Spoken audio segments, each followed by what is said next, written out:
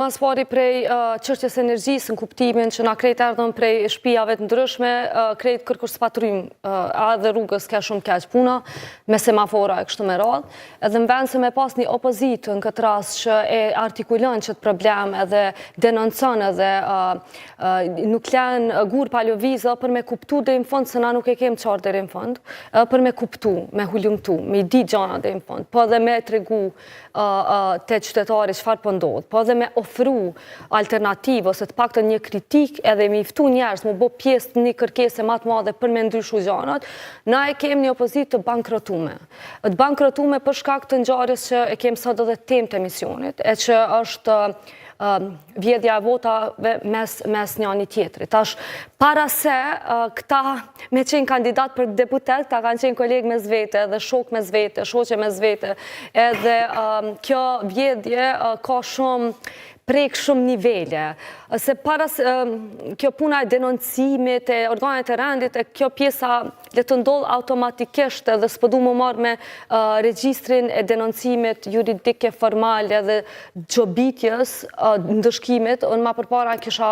mënu me lexu çfarë alarmi është për demokracinë në Kosovë edhe për çfarë gjendje po tregon kjo ngjarja e fundit me vjedhjen për brenda partijake. Nëse mujna me detektu, po, me kuptu, nga shumë nivele. Dohet me kuptu, po nështë një më të rëndësishme që peshone është zhveshja që ka ndodhë është, një farë zhveshje politikës prej moralit, edhe mas nej politika të pasi biznes, edhe të pasi do mos mes deputetve të opozitës, kryesisht si momenti fundit për me mujt me u bo deputet, disa të kur, se mos të harrojmë që opozita në këtë rast, ka fillu të kurjen, jo veç kur ka hu votat, ka fillu të kurjen, kur ka fillu mos me pas dema dhe me qenë këgja shumë e konsumu me mrena o mbrellës pushteti dominant. Edhe kjo është nështë fillimi kryesor e të kurjes saj që mas nej ka përkthy si efekt edhe në struktur, ka përkthy si efekt edhe në vota. Kështu që kjo është një gjatë që du të me pa qka i ka po politikës kjo, e në rafsh ma gjonë, se na i kena pa që edhe partia në pushtet ka këso vjedhjet votës në shtanë për mas ma të vogël, mirë po qka më dok interesant është Zotri Macedonëse që ka një ministri që forcën e sigurisë ndore dhe pretendohet prej ti me lujt një farë edhe morali matë nalt, a i kështë 11 pik diçka të votave të ndryshuara, se tash kujdes me terma po thuhet. A dene që të mas në i qënë të shaja shumë problem. A duhet kemi ne kujdes tani me termat, derisa nuk kam pasur kujdes? Jo, kjo ke për shaka se une nuk jam të politika e korektësis, ose gjuha korekte, me në që fjallë do të mi thonë fenomenet mi emnu qushe kanë emin mas nej, a din një padreci e vogël atje nëse i bo dikuj e durën, se jena të fot, ketu dash më bo ma mirë këto, edhe problemi halin që une kam se me të në gjysë argumenti, hajnit që ndodhin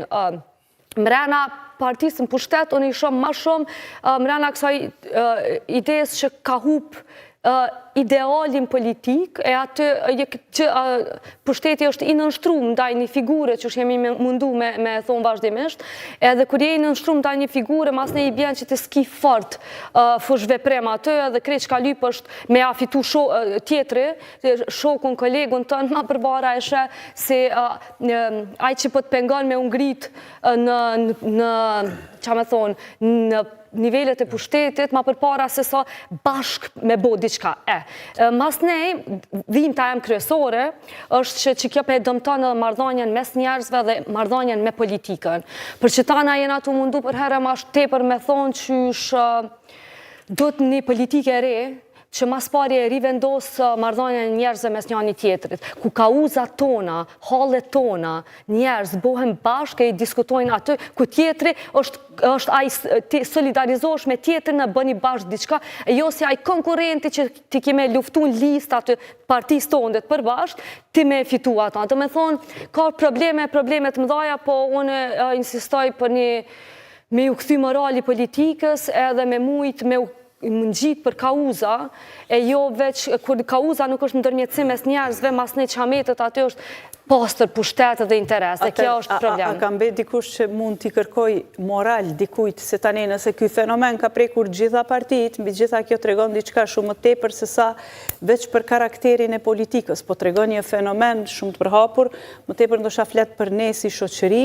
se sa vetëm për politikën si një mundësi e njerëzve për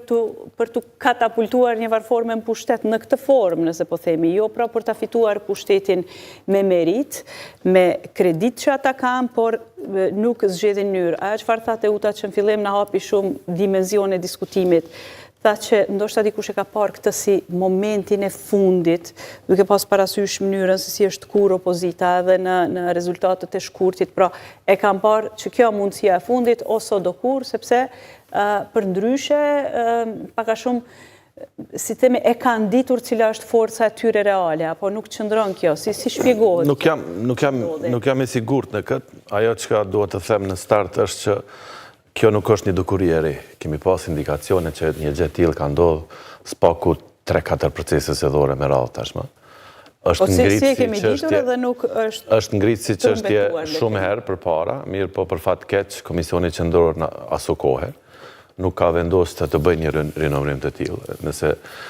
nuk keni harruar edhe në shkurt kemi pas mjaft ankesa, ndërsa disa ankesa që janë bërë në shkurt për shembull janë injoruar nga Komisioni Qendror i Zgjedhjeve. Këtë herë është lajmi i mirë është që më në fund